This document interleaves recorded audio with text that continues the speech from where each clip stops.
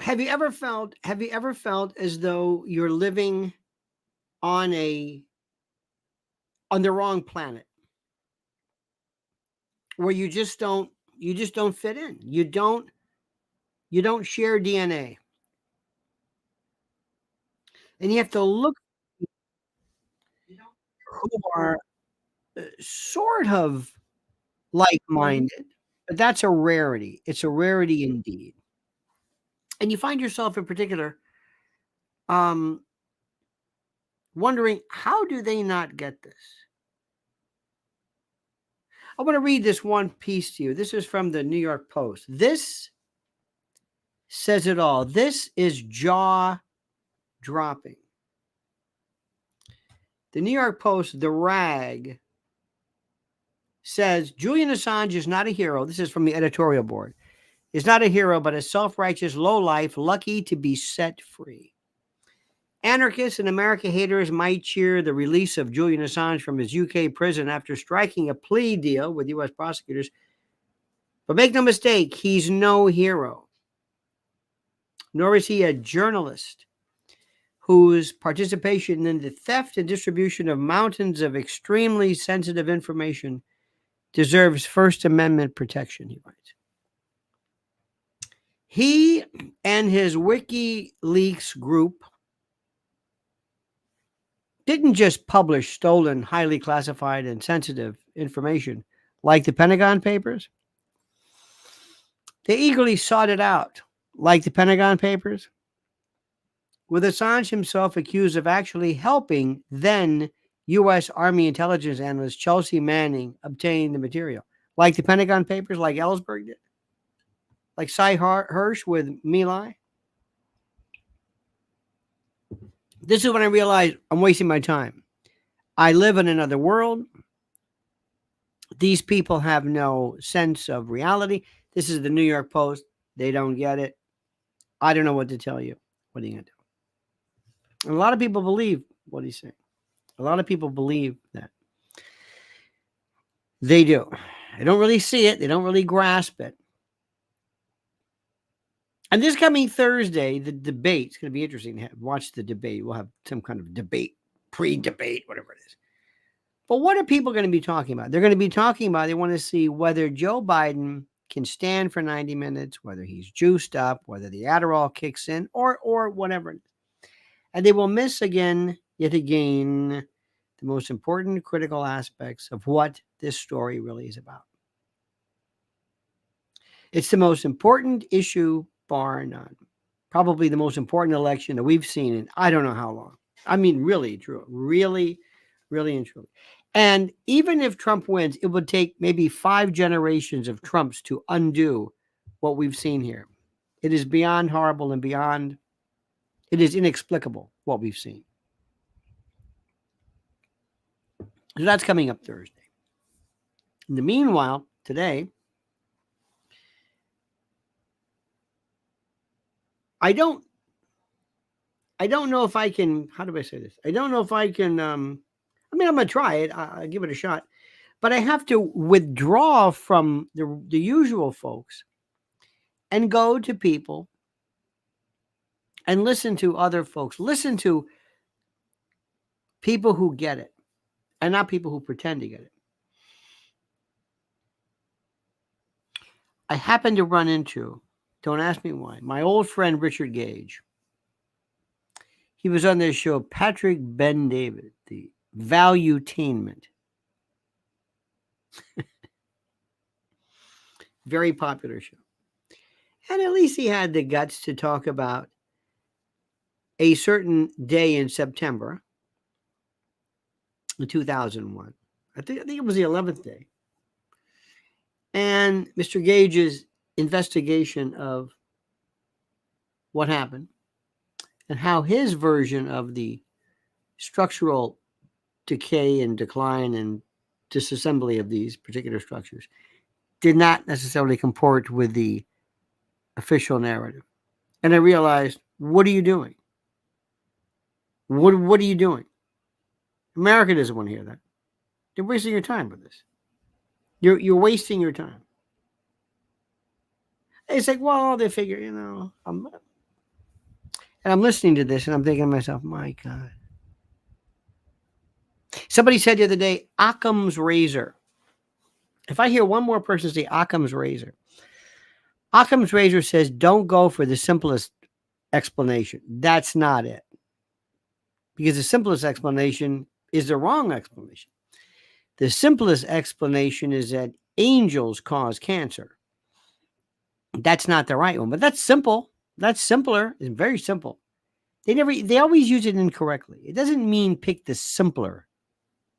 It means if you have two equally plausible theories, don't go for necessarily one which is the most difficult to reproduce.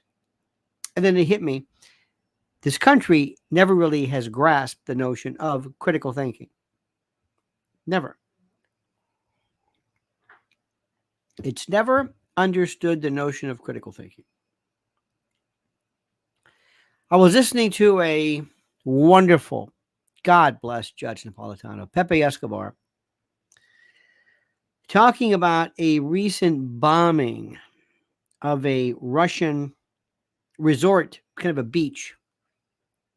And how nobody would talk about that here. Nobody even understands it. And how people are really, really very, very concerned in Russia about this, and how there's a very good possibility that we could see the detonation and the use of the application of tactical nuclear weapons. No mention here. None. Today's the 121st birthday of George Orwell. We love to talk about Orwell. What we're seeing right now is dystopian Orwellian horror that he could have never imagined on his best day. So complex, so ubiquitous, so omnipresent, it blows my mind. Blows my mind. Blows my mind. I got to tell you something. If there is any hope for us, seriously, we're going to have to figure out a way to have a revolution within the population and to build, basically try to recruit, to have a 10% group of super voters, highly enthused, highly educated, not in terms of college or whatever, but educated in terms of the facts, who go out and remain and encourage voting swaths to go after and really change the way things are. If we continue with this voting group right now, who knows nothing, we are so doomed. It's not even remotely funny. Julian Assange was today the story, which of course the New York Post thinks he's a whatever it is. One of the most boneheaded moves was by President Trump in prosecuting him. Absolutely boneheaded, because he listened to these morons, like the likes of which, for example, Mike Pompeo. Trump always likes people who are either, as someone said, either not courtly. What am I trying to say? People who are hoary, white-haired, venerable, or who look young, and he's a sucker for the hot chick. Sucker to a fault. You can see it all the time. But that notwithstanding, how he signed off on this stupid indictment just shows something that's always scared me about him. Doesn't matter. He's the only choice. He's available. Do you think anybody would ever talk about that? No. And the New York Post, of all people, a journalist, they don't grasp that. There's something that's very, very interesting. Let me give you an example of something. Something happens to people, I think, with the advent of social media. What do I mean? I have been for the longest time. Oh, thank you, Linda Hazlett. You were so kind. Linda, have you ever listened to any of these mob stories? Thank you, Linda. Have you ever heard these mob stories? Michael Franzese and the usual suspects. Sammy the Bull and others. I find it so interesting. And what I find interesting is that you have people who swore their lives to the life. In the life. I was in the life.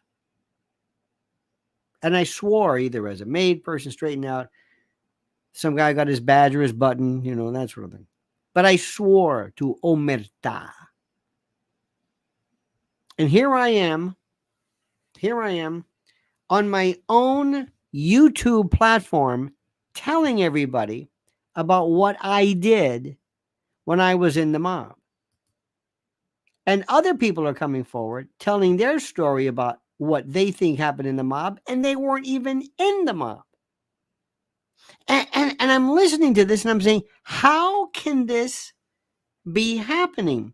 Why is anybody daring to talk about what they did in the mob? And I realized it's the internet.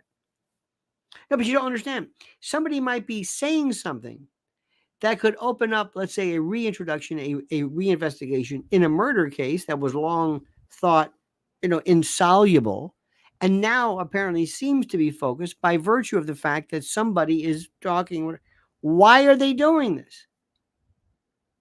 Then you have civilians who've never been in the mob, and they're talking about, is this guy straightened out? Is he a rat?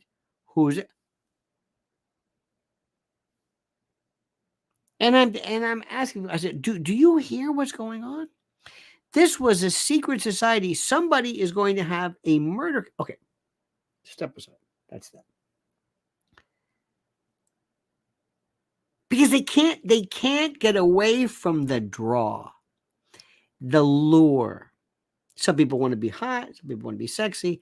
These folks have to be a part of. I want to tell you about this secret society. You may not know this. You may not believe this. But there was a time when nobody talked about wrestling. Kayfabe, nobody. They would, you took your life in your hand if you did that. Seriously. Our good friend, the Brad, says, people loved it. Joey Merlino has a podcast. Yes.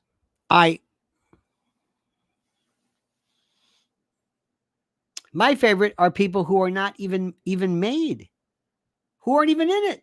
People who were sort of like, what are you talking about? What are you reading, Wikipedia? Anyway, there was a time when I would have never thought that you would ever break kayfabe when it came to wrestling. You have no idea how they kept that quiet. It was almost like a blood oath. Until Vince McMahon came along in the 80s when he had what he would have called a sports entertainment, because he didn't want to have to pay for, licensing and health. But anyway, next thing you know, shoot, commercial. Everybody's giving up the business. Can't believe what I'm hearing. Nothing's sacred anymore. Nothing. It's this world that we're living in. And we're so, I'm listening to this and I'm thinking, I can't believe what I'm hearing. And the biggest story in the world, the real gangsters, the real stuff, not somebody who did a loan sharking or somebody who did betting or no. But the real hardcore stuff is going on with really tough people. Life and death and guns and nuclear weapons. Nobody's interested in it. But they will talk about some 30-year-old murder, or they'll talk about Jimmy the Gent Burke, and whether Tommy DeSimone was crazier than Roy DeMeo and the Gemini Lounge or the Gemini Twins and all that stuff. That's over with. The real gangsters now, the people who are, for lack of a better word, the tough guys who could change the world like that with a tactical nuclear weapon, nobody is even remotely interested in it. Nobody. None. There's a group of people right now, these shadow government, that makes the mafia or the mob or the life or LCN look like the junior league in comparison. They're the most hardcore people you have ever seen. Brian says, Khazarian Mafia. Okay. Thank you. There's something which is also fascinating as well. And I got to bring this one up to you. Because it shows you almost have to ask yourself, could these people be subject to some kind of mental health checkup? Because you're talking about what you did in the mob. What? All right. You're giving up the reality of wrestling and you expect people to believe it? Okay, fine. There's something which I find, which is the greatest story ever told to show you how nuts we are and how people will be so fascinated when, in fact, the real story about what's happening right now in Ukraine, what's happening with people with not just guns, nuclear weapons. Here's the best one I love more than anything else. We live in an ersatz fictional world. I told you one of my favorite shows is this guy, Buds 131, this guy, Don Shipley. Stolen Valor. Stolen Valor fascinates me like you cannot believe. Somebody puts on a uniform with medals and ribbons the wrong way, three silver stars, a Medal of Honor, I mean, whatever it is. And they actually go out in the world, and then when they're confronted, they maintain this fantasy about the fact that they were in some super secret, whatever it was. They're demented. All caught on tape. All caught on this thing called the internet. And they don't care. So you got mob people admitting who they are. You've got wrestling people giving up the game. You've got folks who are admitting to their detriment, yeah, I'm a fake, I'm a phony. And then you have, by the way, they got rid of this. I did a video on this woman, Christina Peterson, this judge. They finally bounced her. They bounced her not because of her drunken revelry, but something else. Systemic incompetence or whatever it was. These are people who give up everything. They go online. Tiffany Henyard, Fannie Willis, and others. And I guess what I'm trying to say in a very unique way is we are demented. Did the internet, I don't think it causes, I think it exacerbated. I think it potentiated this. It's the craziest stuff I've ever seen in my life. And the stories that are the most critical, that are life and death, that affect the future of this country happening right before us right now. Nobody cares at all about them. But if they do care about it, they'll care about it in terms of things like, they don't like the way somebody looks, or they think Biden's old, or they hate Hillary Clinton. We need to recruit a new group, 10% of the population. That's going to be tough. 25 million people, roughly 30 million people, who go out, who are trained warriors, actual battle hard, intellectually battle hard, who know the issues, know what's going on, and they're critical voters. People who basically will say, I will vote for you. Just let me tell you whom to vote for, and we'll get this thing squared away. But you just have to, we have to have some kind of like a proxy, some new way of voting. I'll meet 10 people, give me your votes, I'll vote for you, and then I'll turn them in for you. What do you say? Which is kind of like ballot harvesting. You can go back and watch your mob platform. You can go ahead and watch your mob stuff. You can go back and watch whatever it is you're watching. Let me vote for you. Let us vote for you. It can't be done. They're not going to turn over a ballot. But if I could have like a pack vote, like a mutual fund of votes, and then most people can go on and say, you know what, you do whatever you want. I'll make sure your vote gets cast the right way. Give them to me. I guarantee you. I will guarantee a 100% turnout, and we'll pay you something for it. All you got to do is just give me your vote. I'll tell you what I'm going to vote. I'll tell you what it is, and I'll take care of it. No excuse for you not to go. I will vote as your proxy in your stead. And there 10% of us will do it. We'll go out and we'll do it for you. I'll pick. They used to have these things years ago where people would go out and buy cars. If you wanted to buy a car, you would go and these folks would say, I'll get the car for you. I've been in the business. I know what to look for. I'll buy it for you. or the stock analyst who says, I'll pick the stocks you should get into, or whatever it is. We have to do something. We have to go in and wrest control of this and just realize that we are living in a mental hospital.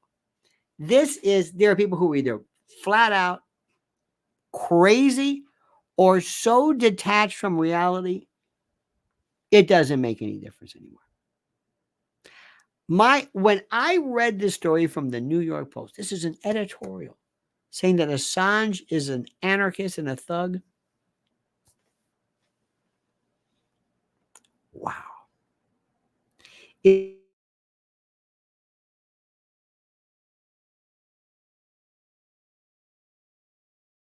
Even know how bad it was.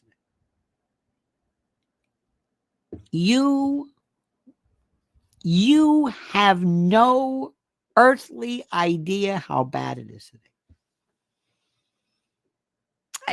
It's, but we're going to get through it somehow.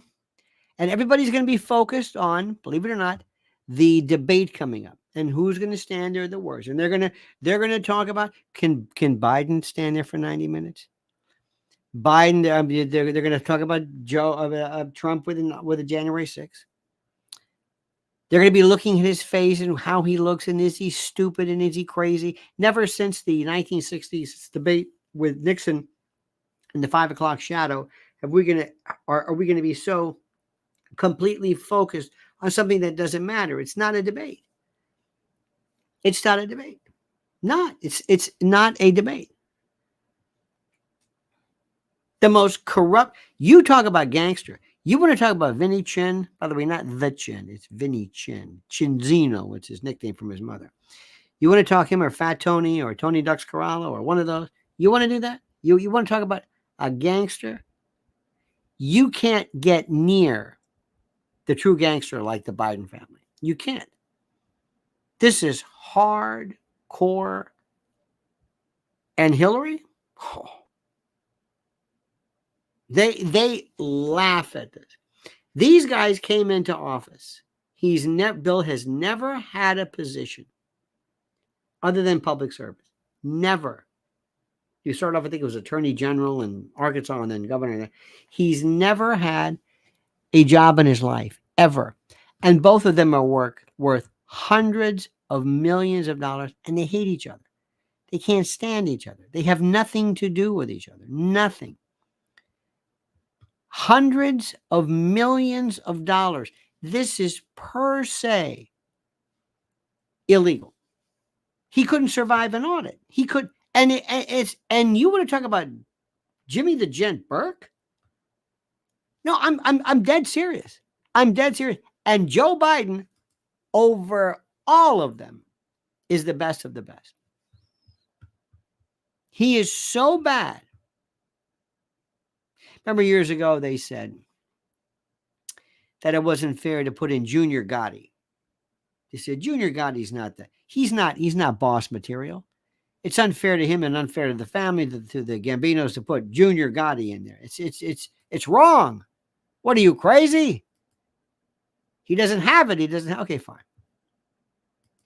So what did they do? They put in Junior Biden, so to speak, a drug-addled lunatic, and they put him in over his head, and they basically risked everything. Because why? They don't care. It is as gangster as you can get. I'm not exaggerating. I know you think I'm exaggerating. You think I'm just saying this. I mean to tell you, this is organized crime like you cannot believe. You can't. It is incredible. And yet, America has been so habituated to it, it doesn't recognize it anymore. It doesn't realize it. You're so used to it because we're so, everything that we see is a fantasy. It's incredible. There's a story today of a woman here in New York. She's an OnlyFans person who walks around flashing. And they show pictures of her with part of it pixelated as though that's going to change Now, there's no law against this. This is the kind of stuff that gets people's attention.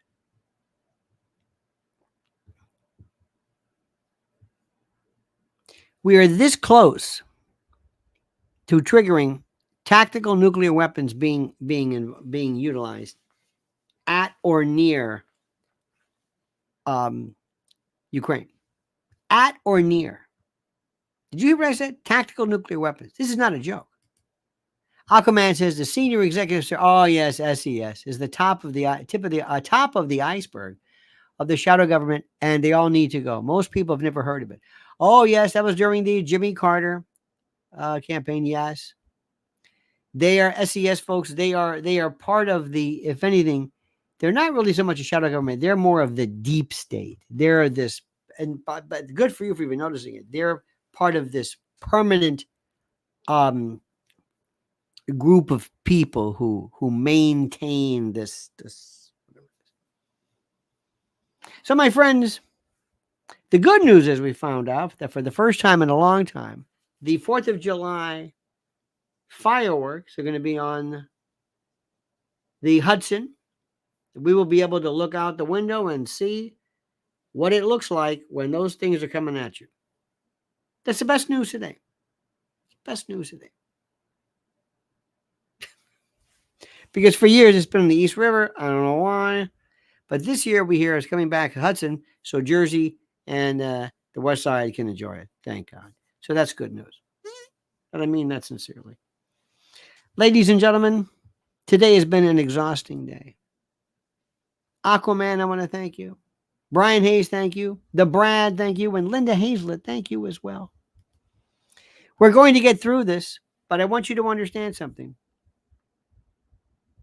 I don't think people recognize, at least, and I know they don't, how scary things are. Things are looking good. Things are looking better. It's great to have Trump in. Good for that. I'm glad. I think he's going to win. But it will take 5 generations of Trump to even make a dent into what's going on right now. It's better, obviously better to interrupt this horror show. But do not think for a moment that everything is hunky-dory. It's not.